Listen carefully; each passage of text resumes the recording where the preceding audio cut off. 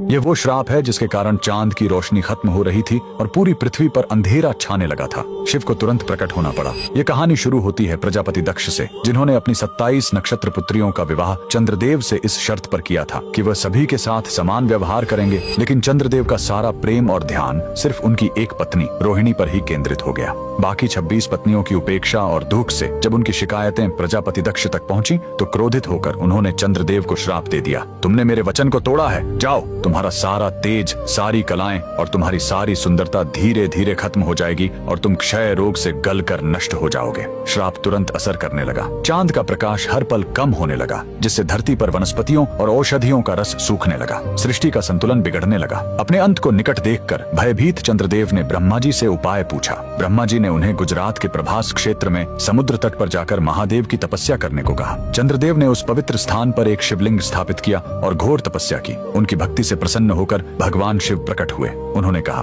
मैं दक्ष के श्राप को पूरी तरह खत्म तो नहीं कर सकता, लेकिन उसका प्रभाव कम कर सकता हूँ। शिव ने वरदान दिया, तुम कृष्ण पक्ष में 15 दिन क्षीण होगे, लेकिन शुक्ल पक्ष में 15 दिन फिर से पूर्ण हो जाओगे। उन्होंने चंद्र को अपने मस्तक पर धारण कर लिया और चंद्रशेखर कहलाए। और जिस ज्योतिर्लिंग की चंद्र ने पूजा की थी वो सोमनाथ, सोम यानी चंद्र के नाथ के नाम से प्रसिद्ध हुआ। और यही सोमनाथ मंदिर भारत का पहला ज्योतिर्लिंग आज भी गुजरात के वेरावल में उसी समुद्र तट पर शान से खड़ा है, जहाँ चंद्रदेव ने श्राप से मुक्ति पाई थी। लेकिन रुकिए, इस मंदिर का एक और रहस्य है। यहाँ मौजूद बाण स्तंभ यह बताता है कि यहाँ से लेकर दक्षिणी ध्रुव तक समुद्र के रास्ते में कोई जमीन नहीं है। भगवान शिव के भक्त कमेंट में हर हर महादेव जरूर लिखें।